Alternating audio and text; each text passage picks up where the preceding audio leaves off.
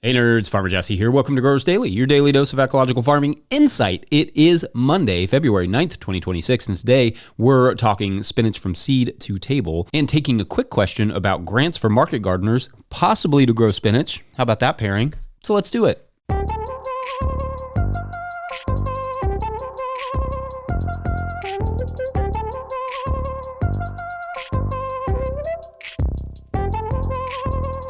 All right, friends, happy Monday to you all. I hope everyone is doing well and feeling well and all those good things. Maybe a few of you, inspired by Thursday's episode, picked up some yoga or an exercise routine over the weekend. Good on you. You will not regret that come summer or old age, I guess. I am sure at least a few of you watched some Olympics this weekend. I love the Olympics. Doesn't matter the sport. A new event will come on, and by the end of it, I'm watching Czechia and Norway duke it out in a 12-lap, like speed skating event or something, and I'm as invested in that as anything I've ever been invested in. I absolutely love it. Also, shouts to Bad Bunny for bringing some agriculture into the Super Bowl halftime show last night. I mean, it was almost jarring to see a farm on that stage. It was one of those moments where you sort of realize how rarely agriculture ever features in popular culture, or just like culture in general. The food we eat and the people who grow it, they rarely get that level of exposure, and I love that. Honestly, it was like kind of one of my favorite halftime shows of all time. I mean, I love me some plants, and I will be bringing some agriculture into this show presently, but important note first, we have a job this weekend, all of us. So the Cornell Lab of Ornithology reached out and asked if we could help them get the word out about the Great Backyard Bird Count coming up this weekend, which if you think I was geeking out a little bit when they asked us to do that, you are right. Of course, we said duh. So here's the thing you need to know. Starting Friday and going through Monday, they are doing a global bird count where you download the Merlin app, which you should have already because I've talked about that enough on the show, and you go outside for like 15 minutes on one or all of those days and just count birds. Then you register them on the app. It's super easy. You do not have to be a professional birder or anything like that. So we're going to do it for the birds. It's going to be awesome. There is a link in the show notes with more details, but I'm going to be hyping this all week and doing my own bird counting with the kiddos this weekend. So anyway, that is officially on your radar. So get hyped. All right.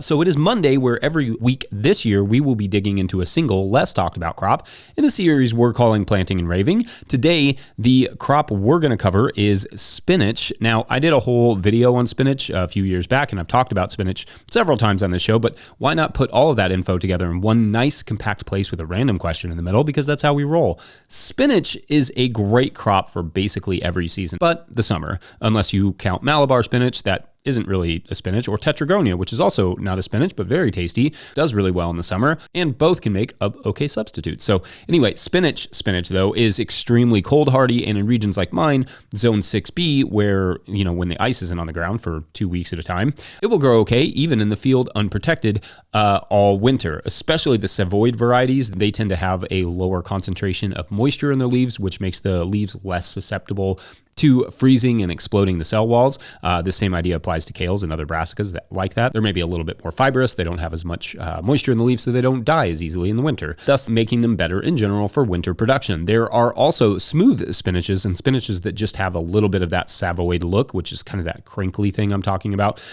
Sitting right in the middle of the two of, Savoid and smooth. Which one you grow, however, will depend a little bit or just entirely on your market and your goals. For baby spinach, for instance, sown very densely and cut when small after about 30 days or so, depending on the time of year and location, is generally the smooth, fast-growing spinaches like space spinach. This is what customers often expect and buy in the grocery store for like baby spinach, and is also generally not your overwintered type. Not saying it isn't cold hardy to some extent, but it's just not as hardy as the Savoid types. For leaf spinaches, slightly larger than baby leaf, any type of spinach can be used for that, but these do tend to be where you might employ more Savoid types.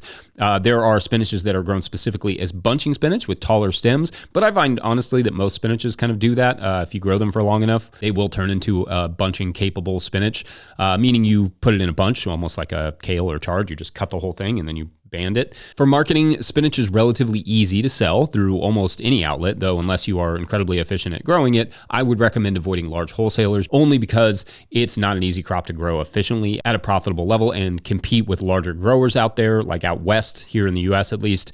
They have giant fields of spinach with acres and acres of it and spinach harvesting machines, and will outcompete you on price all day long. That goes for a lot of crops, of course, but spinach is definitely high up there on that list. Farmers markets are an excellent place for this crop, with it selling for as much as $10 or $15 per pound, even in smaller markets, though I prefer to advertise it by units and not pounds because holy sticker shock with that one. Restaurants will often buy this crop in bulk at $7 to $10 a pound. It just depends on the restaurant, but it can be a little harder to get them to bite. I mean, not literally money-wise. With so much cheap spinach on the market, the taste of yours will be infinitely better by a long shot than what they can get from, like the classic box truck. So this is where bringing samples really shine. Bring a sample to them, let them try it, let them compare it. Also, make sure to communicate with restaurants on what type of spinach that they want, what the chef is looking for. Not all spinaches, for instance, are what the customer is expecting. For, like, say, a spinach salad, the Savoy types, to use that example, tend to be a little less tender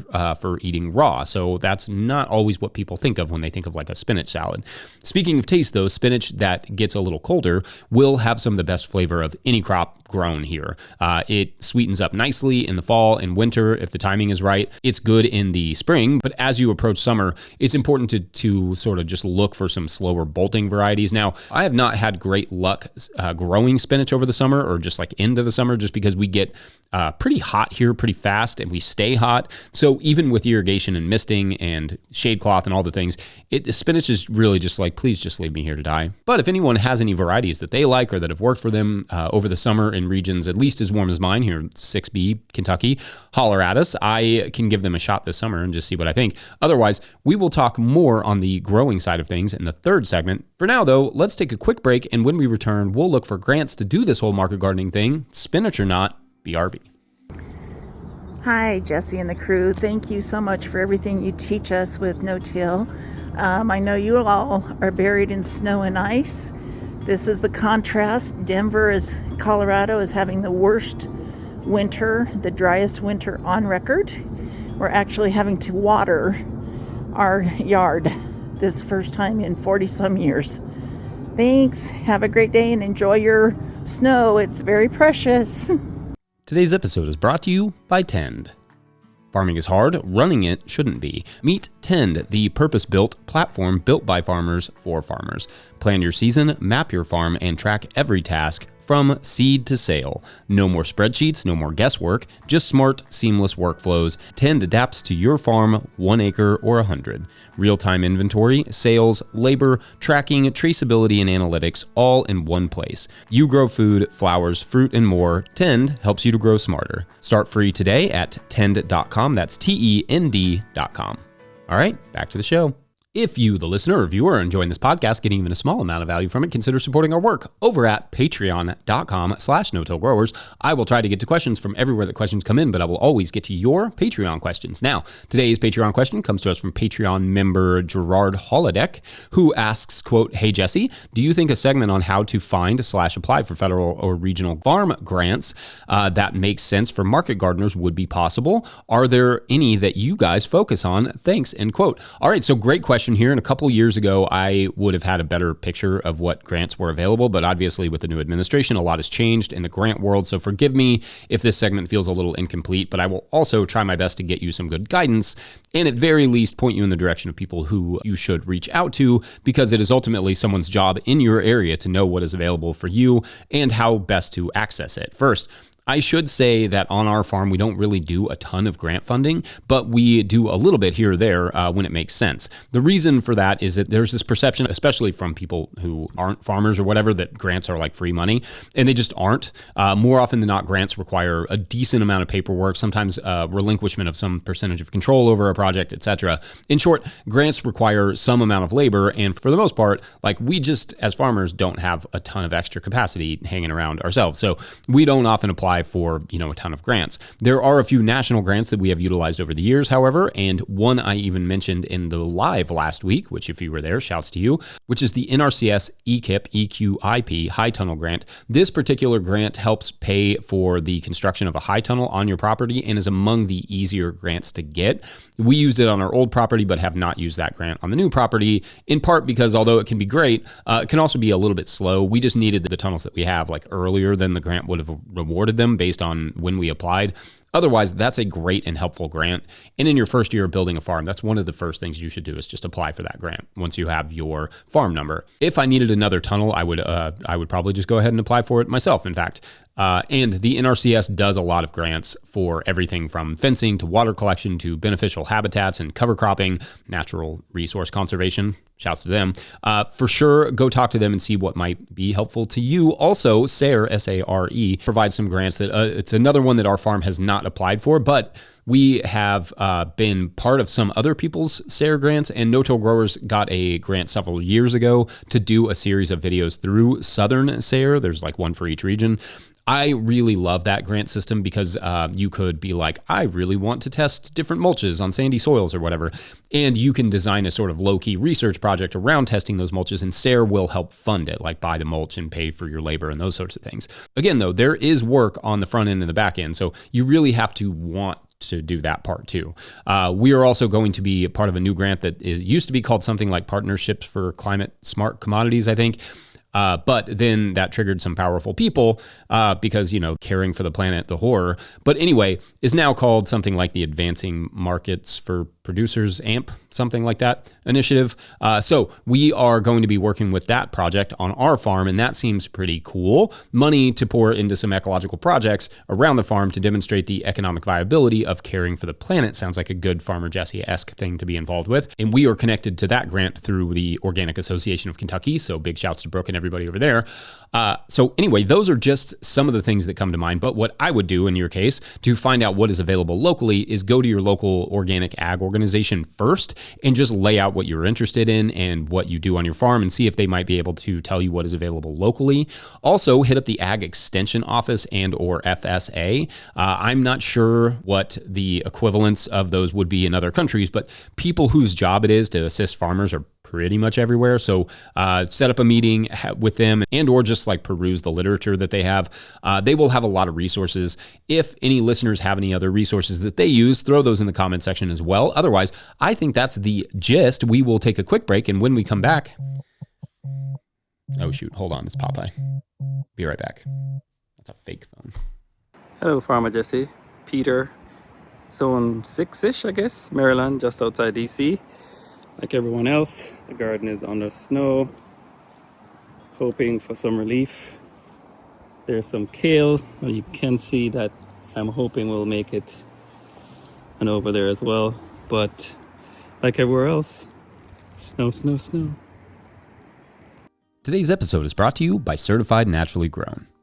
Certified Naturally Grown is the grassroots certification built by farmers for farmers. C&G gives local growers like you recognition for the commitment of producing food without synthetic chemicals by assuring customers that your practices are verified. C&G's peer review inspection model keeps the cost of certification low while creating opportunities for knowledge sharing amongst a strong, supportive network of like-minded farmers. Apply today to be certified before the season ramps up. Applications processed within 7 days. Learn more at naturallygrown.org. Today's episode is also brought to you by Peaceful Heritage Nursery. If you're looking for hardy and resilient fruit trees, berry plants, or pawpaw trees, then check out Peaceful Heritage Nursery. Peaceful Heritage Nursery LLC is a mail-order nursery shipping premium quality fruit trees and berry plants across the USA. They specialize in resilient, non-GMO plant genetics for small growers. Their diverse selection includes berries, cold hardy figs, passion fruits, gumi, mulberry, and much more. They're famous for their diverse selection of premium quality grafted pawpaw trees. 5-star Google ratings and customer testimonials attest to their commitment to excellence in quality and service. Find them at peacefulheritage.com and join the mailing list. Once again, find them at peacefulheritage.com. Use the promo code NOTIL for 10% off your first order. All right, back to the show. All right, so in the first segment, we talked kind of generally about spinach and marketing spinach and those sorts of things. So in this segment, let's discuss actually growing it. Spinach can be directly seeded or grown in trays and transplanted. And without question, the crop I get the most questions about in terms of germination, especially in the summer, is spinach. This is because unlike a lot of other crops, spinach likes its soil relatively cool, which makes its peak germination temperature closer to 65 degrees Fahrenheit, that's 18 Celsius, than 75 degrees Fahrenheit, 23 Celsius, like most other crops we grow. One thing we do to increase germination with spinach at any time of the year is we prime the seed. I've discussed priming before, but essentially priming is when you soak the seed overnight, usually in a compost extract for us, but could be nutrients, could be a mixture of things. Then drain it and dry it. You could even chill the seed after that in the summer to help it hit that cold period that it likes.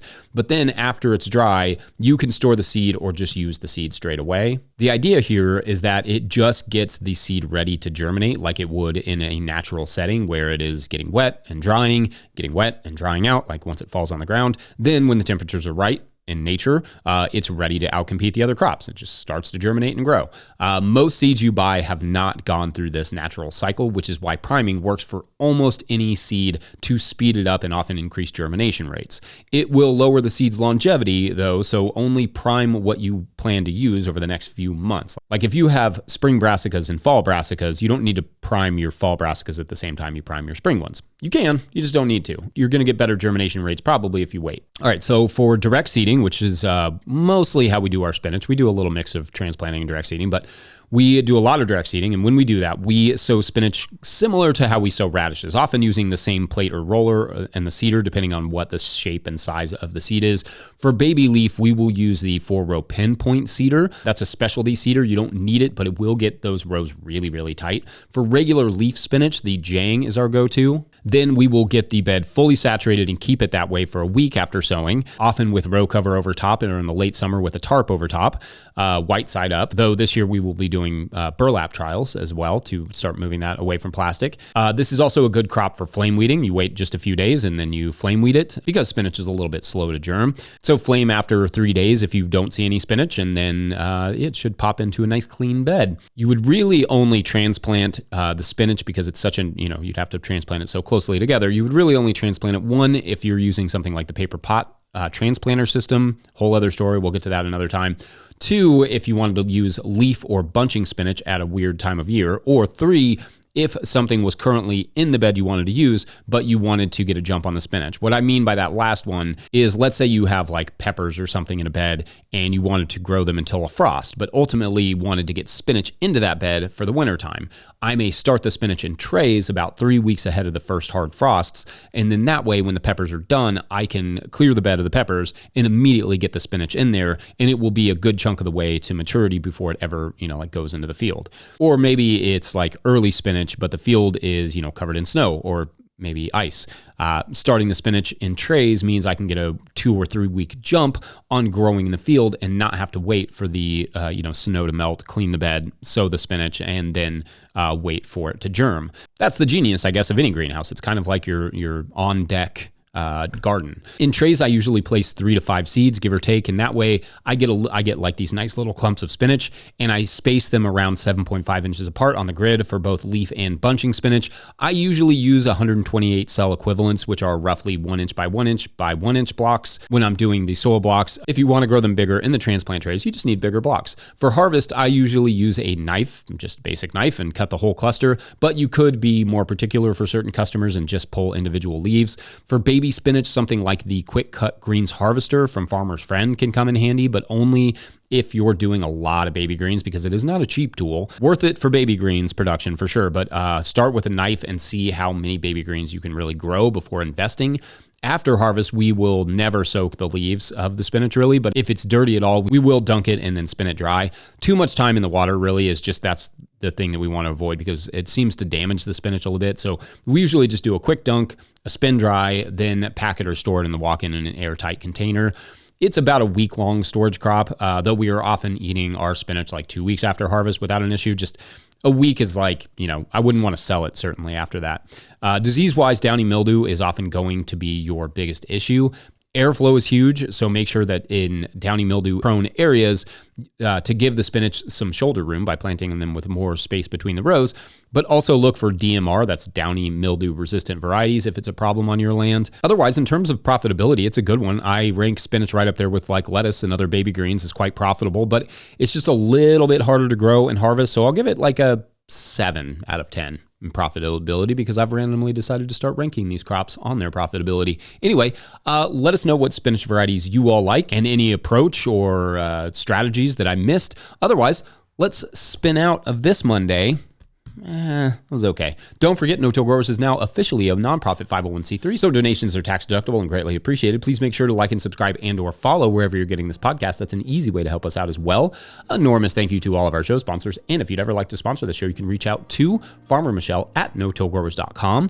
Huge shouts to Willie Breeding for the theme music, Mike Hilbert for the production help and editing, and my wife Hannah for absolutely everything in the world. Also shouts to Epidemic Sound for the background music that you can hear.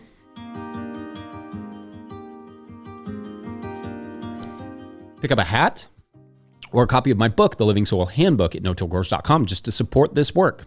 Big thank you to everyone over at patreon.com/notillgrowers, where at a certain level, or if you just bump up from one level to another, or you sign up in the month of February, you get a shout out on the show. So big shout outs today to Thomas Small. Shouts, Thomas. Thank you. Always love these new signups. So for this week's story, to reward new signups, we obviously need an up and coming Olympian. We'll call her Jessica, and her favorite sport is actually soccer, but the sport she really excels in and is, almost Olympic quality in is snowboarding.